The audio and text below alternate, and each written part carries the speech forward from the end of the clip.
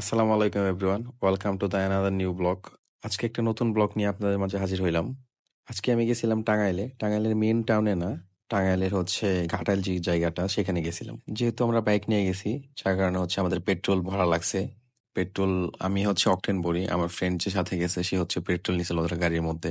সে আসার আগে আমি আমার গাড়িতে অকটেন ভরে নিছিলাম অ্যান্ড সে পেট্রোল ভরতেছিল।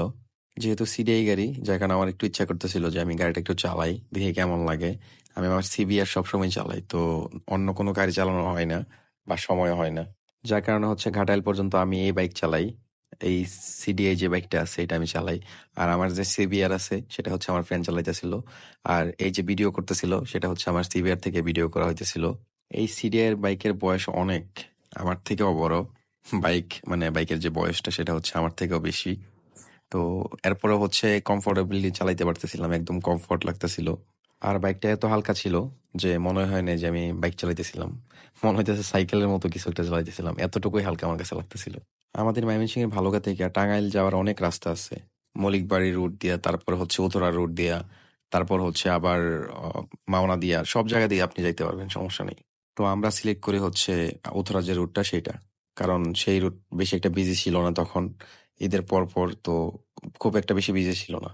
আপনি হচ্ছে বড়ডোবা থেকে একদম পুরা যে রাস্তাটা সেম এরকম পাবেন, আর রাস্তার ভিউটা অসম্ভব সুন্দর। এখন বর্তমানে বাংলাদেশে অনেক রাস্তায় আছে যেগুলো দেখতে অনেক সুন্দর, কিন্তু সবগুলার ক্ষেত্রেই হচ্ছে দেখবেন আপনি রাস্তা খুব বিজি থাকে, বা রাস্তায় খুব ঝামেলা থাকে, বা রাস্তা ভাঙা থাকে। আবার এরকম অনেক রাস্তা আছে যেগুলোর ভিউ অনেক ভালো কিন্তু রাস্তা ভালো না, আবার রাস্তা অনেক ভালো ভিউ ভালো না, এই আর কি। যাই হোক, আমি হচ্ছে যে বাইকই চালাই, আমার হেলমেট পরার অভ্যাসটা সবসময় থাইকা যায়। তো সিডিআই এর মধ্যেও সেম, এটার মধ্যে হেলমেট পরেই বাইক চালাইতেছিলাম। হেলমেট ছাড়া বাইক চালানো খুব কষ্ট লাগে আমার কাছে। কষ্ট বলতে হচ্ছে কি, হ্যাবিট একটা জিনিস যেটা আপনি কোনো সময় চেঞ্জ করতে পারবেন না। বিশেষ করে এরকম কয়েকটা হ্যাবিট যেটা আপনি সবসময় করেন বা প্রতিদিন করেন। যেরকম আমি প্রতিদিন হেলমেট পরি, যার কারণে আমার অভ্যাসটা একদম চরম লেভেলে চলে গেছে। রাস্তা ফাঁকা থাকা একদম আরামসে বাইক চালাইতেছিলাম আমি। আর ফ্রেন্ডরা হচ্ছে, দুজন ফ্রেন্ড আমার সাথে ছিল, ওরা হচ্ছে আরেকটা বাইকে, আমার যে বাইকটা সেটাতে ছিল। আমরা যেদিন প্ল্যান করলাম যে আমরা যাব টাঙ্গাইলে, ঘাটাইলে মিষ্টি খাওয়ার জন্য, তো তখন হচ্ছে কি রোদ অনেক বেশি পরিমাণ ছিল। দিনের বেলা বলতে হচ্ছে 3টার দিকে, 2টার দিকে এরকম। তো আমরা হচ্ছে 4টার পরে বের হই যেন রোদটা অনেক কম থাকে। আপনারা হচ্ছে সূর্যের দিকে তাকালেই বুঝতে পারবেন যে কতটুকু রোদ ছিল, ওটা বোঝা যায়। এখন পর্যন্ত হচ্ছে আলো দিতেছিল সূর্য অনেক বেশি। যেহেতু হচ্ছে রাস্তাটাই অনেক সুন্দর, তো আমি আমার ফ্রেন্ডে বলছিলাম যে তুই হচ্ছে শুধু রাস্তার ভিডিও করিস, আমার ভিডিও তেমন করা দরকার নাই, কারণ রাস্তাটা দেখতে চরম লেভেল রাখতেছিল। আমাদের দেশে কি দেখবেন রাস্তার মধ্যে অনেক বাঁকা থাকে, আঁকা বাঁকা থাকে, এই রাস্তার মধ্যে খুব বেশি আঁকা বাঁকা নাই। আঁকা বাঁকা প্রায় সব রাস্তার মধ্যে থাকে, কিন্তু এইটার মধ্যে খুব বেশি আঁকা বাঁকা নাই। কিন্তু রাস্তাটা মাঝে মাঝে খুব বিজি থাকে। সো এই রাস্তায় যদি কেউ আসেন তাহলে হচ্ছে একটু দেখে শুনে আইসেন। আর সব সময় বিজি থাকে না, কিন্তু প্রায় সময় দেখবেন আপনি প্রায় রাস্তাগুলাই বিজি থাকে, তার মধ্যে এটা একটা। ইভেন এই রাস্তায় হচ্ছে সিএনজি অনেক বেশি চলে। সিএনজি হচ্ছে সবসময় চলে, এদিকে বাস তেমন চলে না। সিএনজির জন্য হচ্ছে আপনি প্রায় অ্যাক্সিডেন্টের মুখোমুখি হতে পারেন, কারণ সিএনজি হচ্ছে আপনার সবসময় দাঁড়ায় না, ব্রেক খুব কম করে, একদম সেই লেভেলে টাইনা যায়, যার কারণে হচ্ছে আপনার অ্যাক্সিডেন্ট হওয়ার সম্ভাবনা খুব বেশি থাকে। তো আমরা উত্তরা যাওয়ার আগ পর্যন্ত ভিডিও করতে থাকি। উত্তরা যাওয়ার পরে হচ্ছে ভিডিও খুব কম করা হয়, কারণ সন্ধ্যা হয়ে যেতেছিল, আমাদের হচ্ছে আবার ব্যাক করা লাগতো, যার কারণে হচ্ছে আমরা একটু স্পিডে টাইনা যাই। আমি একটা রিলস আপলোড করছিলাম তো এখান থেকে ভিডিও নিয়ে।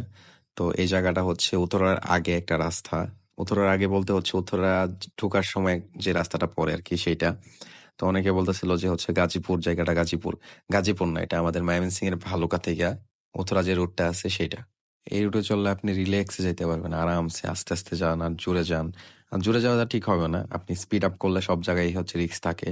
আপনি যত স্পিডিং করবেন তত হচ্ছে আপনার ক্ষতি হবে। কথায় আছে না যে যত গতি তত ক্ষতি, এরকম একটা কথা। তো আমি যখন বাইক চালাইতেছিলাম একদম রিল্যাক্স লাগতেছিল। তো হেলমেটটার জন্য হচ্ছে একটু মাথা ঘামতেছিল, যার কারণে হেলমেটটা আমি খুলে ফেলি। পুরা রাস্তায় খুলিনি, আবার যেটুকু হচ্ছে ভিডিও করা হয়েছে ওইটুকুই খোলা হয়েছিল, পরে হচ্ছে আবার পইরা ফেলছি। আবার হচ্ছে আমার একটা ইচ্ছা করতেছিল যে এই সিডিআই সাথে হেলমেট ছাড়া একটা ছবি, একটা ভিডিও করব, জাস্ট ভিডিওটা রাখার জন্য ফোনের মধ্যে। এই বাইকটা চালাইলে আপনি একটা বেনিফিট পাবেন, সেটা হচ্ছে আপনি যদি এক হাতেও বাইক চালান তারপর বাইকটা কন্ট্রোল করতে পারবেন। এরকম ইজি একটা বাইক, মানে এরকম হচ্ছে স্টেবল একটা বাইক। অন্য সব বাইকের ক্ষেত্রে কি, আপনি যখন হচ্ছে মাথা ঘুরাবেন তখন দেখবেন মাথাটা অনেক ভারী ভারী লাগতেছে, কিন্তু এটার ক্ষেত্রে ওইটা হয় নাই।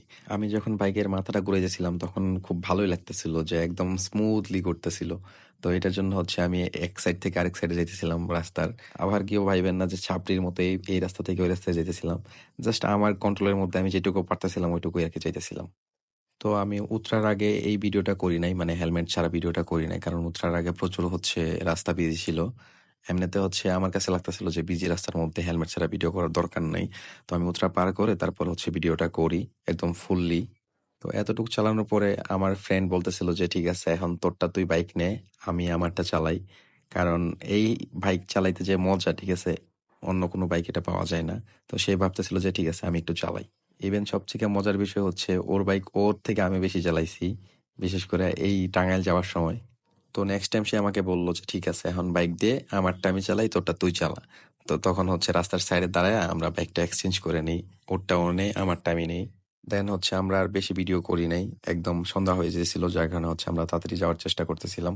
তো আমাদের কোনো ছবি তোলা হয় নাই, যার কারণে আমরা হচ্ছে এখানে দাঁড়াইছিলাম ছবি তোলার জন্য। সাগরদিঘি যে পুলিশ তদন্ত কেন্দ্র আছে সেটা সামনে দাঁড়াইছিলাম ছবি তোলার জন্য জাস্ট। তো আমরা এখানে ছবি টবি তুলি, সেলফি তুলি, তারপর এখান থেকে আবার রওনা দেই মিষ্টির দোকানের জন্য। এই হচ্ছে মিষ্টির দোকান, সিদ্দিক সুইট মিট। এটা হচ্ছে আমাদের ফেভারের একটা দোকান, আশেপাশে যেগুলো আছে এগুলো থেকে এটা বেস্ট। তো আপনি সাগরদিঘির কারো বাজারে অনেক রকম মিষ্টির দোকানই পাবেন, এটার মধ্যে সিদ্দিক যে সুইট আছে এটা সব থেকে ভালো একটা মিষ্টির দোকান। এখানে আপনি কাঁচা মিষ্টি, তারপরে হচ্ছে রসগোল্লা, তারপর হচ্ছে চমচম সবই পাবেন এই জায়গার মধ্যে, রসমলাই থেকে শুরু করে সব। তো আমাদের পাশাপাশি অনেক কাস্টমার আসিল এই জায়গার মধ্যে মিষ্টি খাওয়ার জন্য।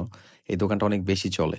আমরা হচ্ছে চিন্তা ভাবনা করি যে আমরা বসবো, বসে হচ্ছে মিষ্টি খাওয়ার পরে আবার হচ্ছে মিষ্টি নিয়ে আসবো 1-1.5 কেজি বা 2 কেজি করে যাই পারি নিয়ে আসবো সাথে করে। যেহেতু হচ্ছে চমচম যারা অনেক বেশি মিষ্টি খায় তারাও হচ্ছে 2 থেকে 3টা বেশি খাইতে পারবে না বা খাওয়া যায় না। তো আমরা দুইটাই খাই, দুইটা খাওয়ার পরে হচ্ছে আমরা চিন্তা ভাবনা করি যে সাথে করে নিয়ে আসবো বাসায়। তো দোকানটা এত পরিমাণে চলে যে একটু পর পর মিষ্টি শেষ হয়ে যায় আর ওরা হচ্ছে আবার রিফিল করে, আইনা হচ্ছে আবার রাখে।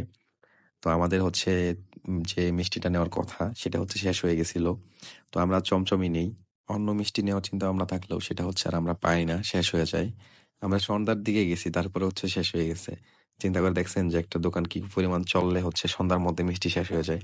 তো আমরা মিষ্টি প্লাস দই আনি, এখানের দইটা হচ্ছে অনেক ভালো। তো দুইটাই হচ্ছে আমরা নিয়ে নিই সাথে করে বাসায় খাওয়ার জন্য। Thank you everyone.